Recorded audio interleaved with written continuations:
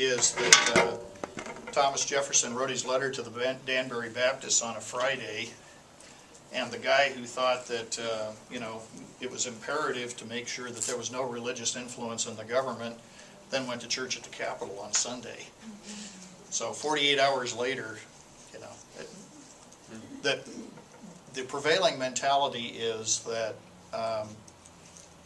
Thomas Jefferson, the sum and substance of what he had to say was contained in that separation of church and state language in his letter, and they just completely overlooked the fact that he went to church at the Capitol. Yeah, and on top of that, he used taxpayers' money to pay the Marine Corps band because he didn't think the church music was good enough without us. Exactly. Yeah, the Marine Corps band was the worship band for a period of time. Yeah. And a lot of people don't know that that Jefferson also asked Congress to appropriate money to evangelize the Indians. You've heard of the Jefferson Bible? Well, it's all of Jesus' words combined in one book, paid for by the U.S. Treasury to disseminate to the Indians. So obviously we do not want any religious involvement in our government. So let's talk about this whole establishment thing. Did you understand what he was saying about the fact that it was directed at corporate, the government giving some favor to a corporate expression? Okay, church. That's what it was directed at. What's happened instead is to try and limit any personal or individual religious expression in public. Okay, the Engel versus Vattel decision that he alluded to, the voluntary school prayer. The whole idea is, okay, now it's important to make sure that nobody expresses themselves on a religious subject in public. Even if they choose to, even if everybody around them wants them to. They can't do it. So it represents a complete shift away from what the Establishment Clause was directed at initially. Stephen? What is the government definition of religion? There isn't one. Okay, so Islam... Religion is any belief or no belief. Okay, so then technically wouldn't you not be able to pray voluntarily if you were Islamic in a church instead of in a school, even though they now provide rooms specifically for that? Well, see, now there you go. Getting into it. I mean, that shows the double-mindedness that's going on these days. Now, what I want to convey to you in terms of the linear progression here, for 150 years of the Republic, the name of the game was neutrality. The federal government stayed out of the religion business. Okay? And then what happened was, all of a sudden, we rediscovered that what Jefferson really meant was that there should be no religious influence in public. So we have what's called the strict separation doctrine. In other words, if it's religious, it can't come anywhere near the public. Okay? That's called the strict separation doctrine. And for those of you who may have, how many of you have heard of the Equal Access Act that was passed in 1980? Okay. The whole reason for the Equal Access Act, addressing religious expression in public schools in a curricular setting, was to try and get back to the old neutrality days. Strict separation is wrong. It's been wrong ever since we started down that path. We've got to get back to what we were doing 150 years before that. Or even longer, actually. John? You're using the term neutrality there, but don't you really mean a non-favoritism among the Christian denominations? Because our law by definition is always based on a certain religious, outlook, and it's been based on Christian religion all this time. So to say that there was 150 years of neutrality isn't quite right, because it was based on one religion and exercising the law based on that religious outlook. So don't you just mean a non-favoritism between different opinions? Because Martin's doing the same thing. He's acting like there is an ideal sweet spot there where we don't favor any religion over the other when we come to making our laws. And that is absolutely not true. I'm not saying that. Okay. And we'll talk about that probably later. But Yeah, we're talking the government not expressing a preference among different denominations and so on like that.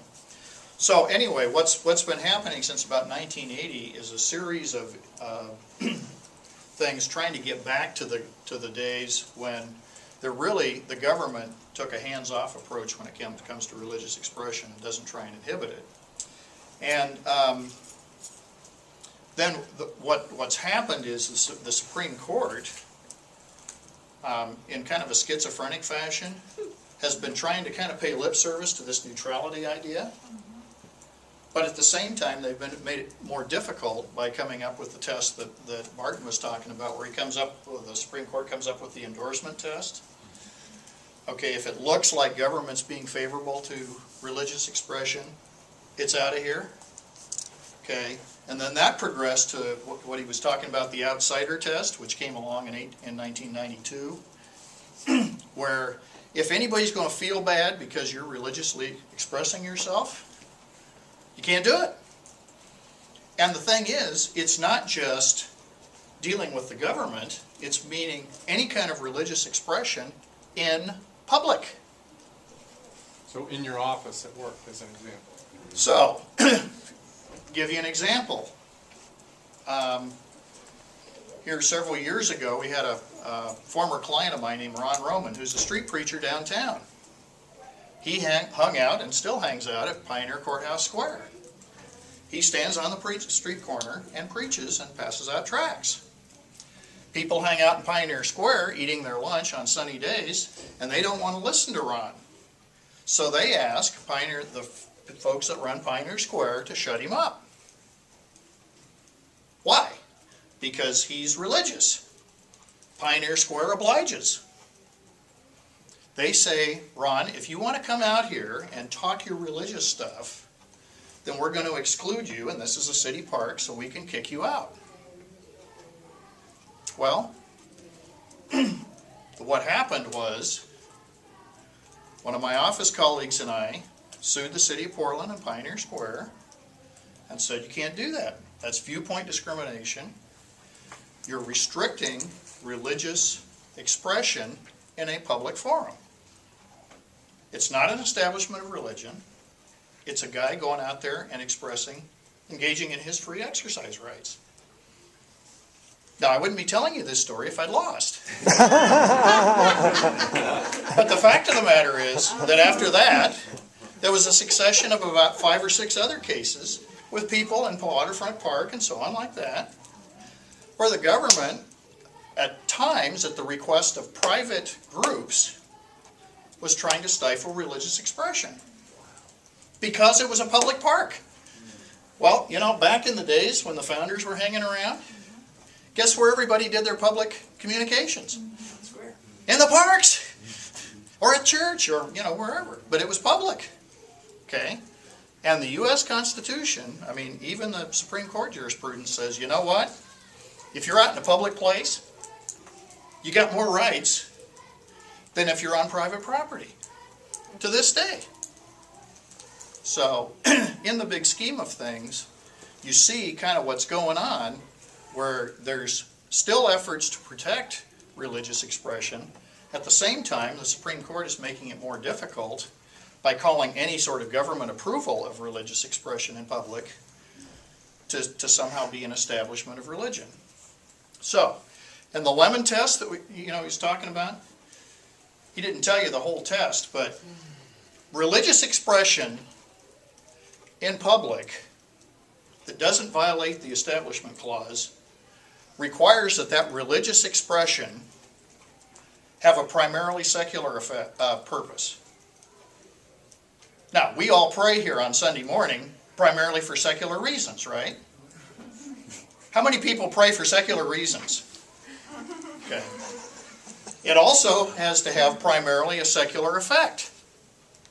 Well, we all pray with the hope that there will be primarily secular effects to our prayers, right? And there can't be excessive government entanglement. What the heck is that? I mean, it just gets crazy. Even the people who agree with the Lemon test hate the Lemon test It's generated all kinds of litigation. Nobody's really happy with it, but the Supreme Court hasn't come up with another one.